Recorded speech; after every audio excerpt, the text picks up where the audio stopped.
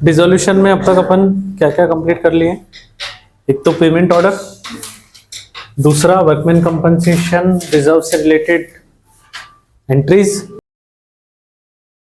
तीसरा अपन ने कंप्लीट कर लिया था एंट्रीज असेट्स को सेल करने के लिए क्या होगी, रियलाइजेशन एक्सपेंसेस के लिए क्या होगी। और सारी एंट्रीज मैंने बता दी थी लास्ट वाली क्लास में कि असेट सेल करने पर क्या एंट्री होगी, ट्रांसफर करने पर क्या एंट्री होगी, लाइबिलिटीज के पेमेंट के लिए क्या एंट्री होगी, कोई पार्टनर असेट ले रहा है या फिर लाइबिलिटी लेकर जा रहा है उसके लिए क्या एंट्री होगी। ये सारा लास्ट क्लास में अपन ने कंप्लीट कर लिया था। आज नेक्स्ट टॉपिक पे चल रहे हैं जहां आप क्या प्रिपेयर करेंगे, रियलाइजेशन अकाउंट। सिर्फ रियलाइजेशन अकाउंट प्रिपेयर करना है और कुछ भी नहीं। Clear?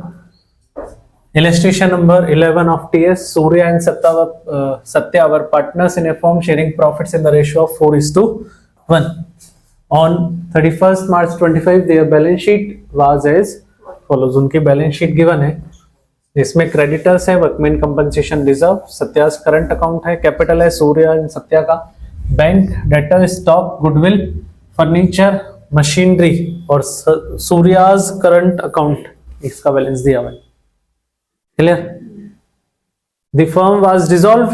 Surya took 40% of the stock at 10% less than its book value. Surya ने कितना परसेंट स्टॉक ले लिया?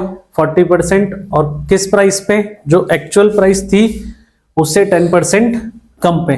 Furniture realised at 80,000 and unrecorded computer was sold for 20,000। एक अनरिकॉर्डेड एसेट जिसको सेल आउट कर दिया हमने।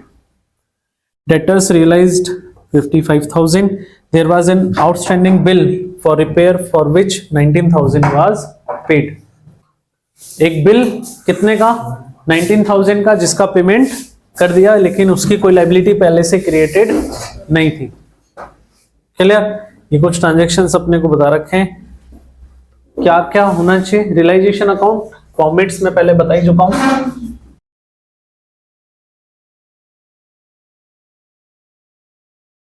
रियलाइजेशन अकाउंट, रियलाइजेशन अकाउंट में सबसे आसान सा काम मैंने क्या बता रखा है कि जो भी लाइबिलिटीज है वो ट्रांसफर कर देनी है क्रेडिट में और जो भी असेट्स है वो ट्रांसफर हो जाएंगी डेबिट में। तो सबसे पहले क्रेडिटर्स रियलाइजेशन में आएंगे बाय क्रेडिटर्स 45,000। फिर अपने को गिवन है वर्कमैन कंपनसेशन रिजर्व, इसके लिए कोई क्लेम दिया हुआ है क्या? नहीं है।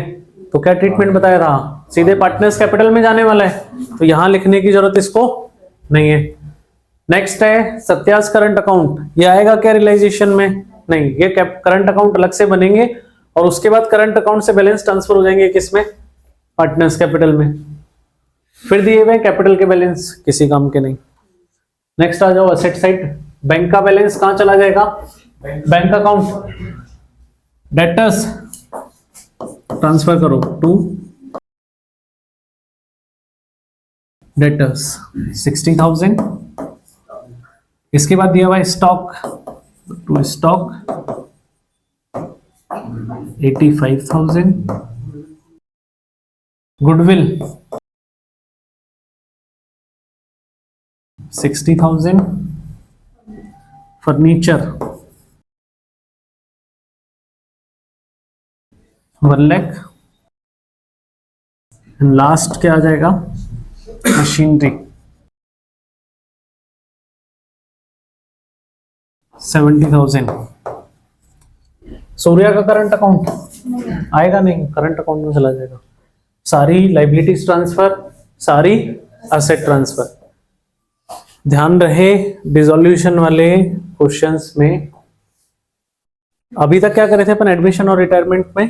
पहले सारे एडजस्टमेंट करते थे फिर बैलेंस शीट खत्म करते थे।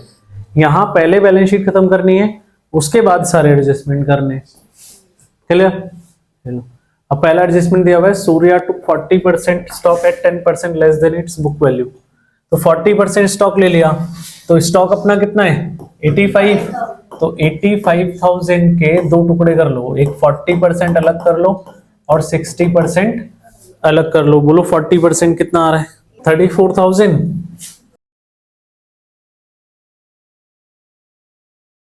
और 60% कितना आ जाएगा इसका? 51,000।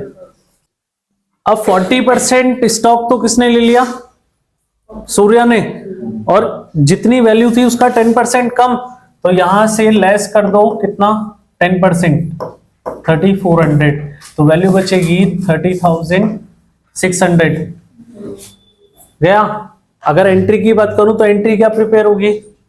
सूर्यास capital account debit to realisation account ना। क्लियर?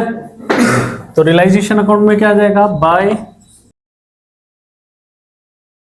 सूर्यास capital account 3600। क्लियर है? इसके बाद जो बाकी का स्टॉक बच गया, इसके लिए कोई इंफॉर्मेशन है क्या? इसके लिए कोई इंफॉर्मेशन नहीं है ना, तो इसको सीधा सीधा सेल आउट कर दो बाय बैंक। कितना आ जाएगा? 51,000। किस नाम से? इसके आगे लिख देना ताकि पहचान में रहे। इसके बाद अपन ने क्या रियलाइज किया? फर्नीचर 80,000 पे बाय बैंक। अब देखो, दो ऑप्शन है तुम्हारे पास, या तो जब जब भी कोई एसेट सेल आउट करो तब तब लिखते रहो by bank by bank by bank, और उसके आगे ब्रैकेट में लिख देना कि इस चीज से आया था पैसा, या फिर एक बार बाय बैंक लिखो और बाद में इसकी सब हेडिंग क्रिएट कर दो, स्टॉक, डेटर्स, मशीन, फर्नीचर, कि इनसे कितना पेमेंट आया। बाय बैंक किससे आएगा? ये फर्नीचर से। कितना आ जाएगा? 80,000। फिर an unrecorded computer was sold for 20,000। एक कंप्यूटर जिसकी वैल्यू कितनी है? 20। वैल्यू कितनी थी पता नहीं, उसको बेचा कितने में? 20 में। By bank computer. Sir computer हमारे पास लिखा हुआ नहीं है, इसको बेच सकते हैं क्या? हाँ बेचो ना, कोई दिक्कत नहीं। तो सर पहले क्या उसको रिकॉर्ड करना पड़ेगा कंप्यूटर को? नहीं, सिर्फ जितने में बेचा उतना रिकॉर्ड कर लो, काम खत्म। क्लियर? Next, debtors realised 55,000। डेटर्स से कितने मिल गए? 55। फिर से क्या? डेटर 55। किसी एसेट को रियलाइज करने पर कितना प्रॉफिट होता है, कितना लॉस होता है, उससे कोई लेना देना नहीं है। बस सिंपल सा जितना पैसा आता जाए वो लिखते चलो बाय बैंक करके। क्लियर ना? अच्छा, इसके बाद क्या दिया हुआ है? There was an outstanding bill for repair of which 19,000 was paid. Bill के लिए 19,000 का पेमेंट किया, कर दो टू बैंक। पेमेंट करेंगे तो रियलाइजेशन टू कैश है, टू बैंक, तो रियलाइजेशन में टू बैंक। और किसके लिए क्या है? ये अनरिकॉर्डेड। कितना था? 19,000। सारे एडजस्टमेंट खत्म। अब सारे एडजस्टमेंट खत्म होने के बाद ये चेक करना है कि क्या सारी एसेट्स बेच दी और क्या सारी लायबिलिटीज का पेमेंट हो गया। तो देखो, बैंक हिस्सा तो लेना देना नहीं, डेटर से आ गया पैसा, स्टॉक बेच खाए हम, गुडविल बेचनी है क्या? जब तक इंफॉर्मेशन नहीं है इसको तो हाथ ही नहीं लगाना।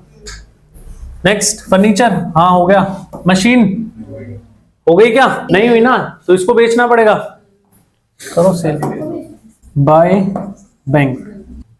कितना हो जाएगा? 70,000। कुछ नहीं बोला तो जितनी वैल्यू बुक्स में दिखा रखे उतने से उसको क्या कर दो? रियलाइज। अब लाइबिलिटीज में क्रेडिटर्स का हो गया क्या पेमेंट? नहीं हुआ ना, करो टू बैंक क्रेडिटर्स 45,000। क्लियर? सारा काम खत्म। इसके बाद क्या करना? बोथ साइड का टोटल करोगे और बैलेंस आएगा जिसको डिवाइड करना है किस रेशियो में? इनके ओल्ड रेशियो में, 4:1। करो, क्या बैलेंस आ रहा है इसका? इसका बैलेंस निकालोगे तो ये आएगा बाय पार्टनर्स कैपिटल अकाउंट। और कितना कमा रहा है? ये आ जाएगा 87,400। बैलेंस आ रहा है 87,400। और इसको डिवाइड करने किस रेशियो में? Old ratio 4:1। क्या है? 4:1। सूर्या एंड सत्या। तो सूर्या सत्या बोलो कितना कितना आ रहा है? 69,920, 17,480। क्लियर? लास्ट में टोटल लगा के क्या कर देना है इसको close. Abhay, Vikram and Chris were partners in a firm sharing profit and losses equally. कैसे शेयर करें? इक्वल रेशियो में। They decide to dissolve the partnership firm on 31st March 23. The firm's balance sheet on the date of dissolution was as follows. Balance sheet of Abhay, Vikram and Chris. Capitals है तीनों की और creditors है। Liabilities में ज्यादा काम है नहीं। Plant and machinery, furniture, car, stock, debtors, cash at bank. Following information is available, जहां पे दिया हुआ है plant and machinery was taken over by Abhay at an agreed value of 75। Plant and machinery किसने ले लिया? अभय ने। फर्नीचर से रियलाइज्ड हुए 40,000। Motor car was taken over by Vikram for 1,30,000। Debtors realized 10% less. 10% of the stock was taken over by Chris for 4,500. The remaining stock was sold for 30,000. बाकी कितने में बेचा इस बार वो भी इंफॉर्मेशन है, लास्ट में वो नहीं थी।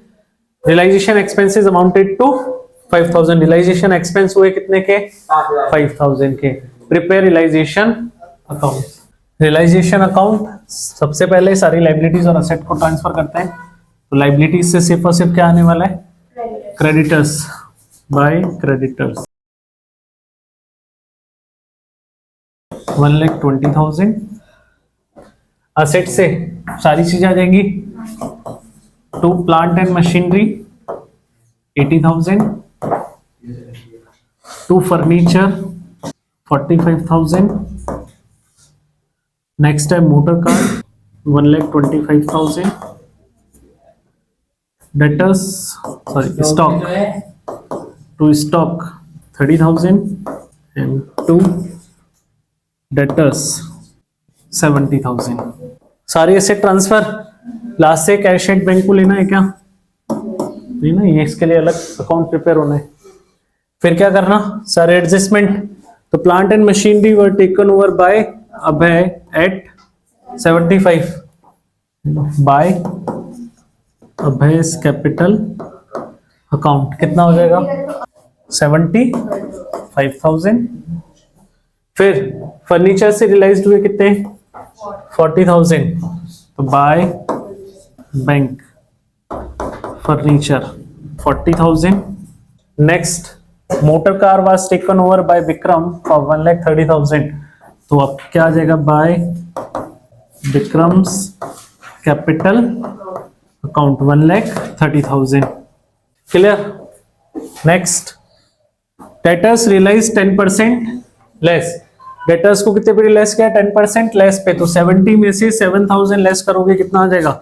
63। तो by bank debtors 63,000। Then 10% of the stock was taken over by Chris for 4,500. तो बाय Chris कैपिटल अकाउंट 4,500। यहां अलग अलग करने की जरूरत है क्या स्टॉक को? नहीं है ना। उसने सीधा सीधा ये बता दिया कि कितने पे तो नए कितना स्टॉक तो पार्टनर ने कितनी प्राइस पे ले लिया और रिमेनिंग पार्ट को कितने में अपन ने सेल कर दिया। तो अलग अलग कैलकुलेशन करने की जरूरत नहीं है। अब सीधा सीधा यहां क्या हो जाएगा? बाय बैंक स्टॉक कितने में सेल किया बाकी का? 30,000 में। वो वैल्यू यहां आ गई। इसके बाद रियलाइजेशन एक्सपेंस हो गए कितने के? 5,000 के। वो किधर आ जाएंगे? टू बैंक एक्सपेंसेस कितने हैं? 5,000। और एट द एंड सारा काम खत्म करने के बाद क्या चेक करना कि क्या सारी लाइबिलिटीज का पेमेंट हो गया और सारी एसेट्स बेच दी। तो देखो प्लांट एंड मशीनरी हो गया क्या? प्लांट एंड मशीनरी किसने ले ली थी? अभय ने ना। काम खत्म। फर्नीचर का हो गया, मोटर कार हो गया, स्टॉक हो गया, डेटर्स से पैसा आ गया, सारा काम खत्म। लाइबिलिटीज चेक करो। कैपिटल से लेना देना नहीं है। बचा कौन? क्रेडिटर। पेमेंट हो गया क्या इसका? नहीं हुआ ना, इसका पेमेंट करो। तो टू बैंक अकाउंट 1,20,000। क्लियर? इसके बाद क्या करना? वही रियलाइजेशन की बैलेंसिंग करोगे, बोलो कितना आ रहा है? बैलेंस आएगा 12,500 और इसको तीनों पार्टनर्स में बांट देंगे बाय पार्टनर्स कैपिटल अकाउंट अभय, विक्रम और क्रिस।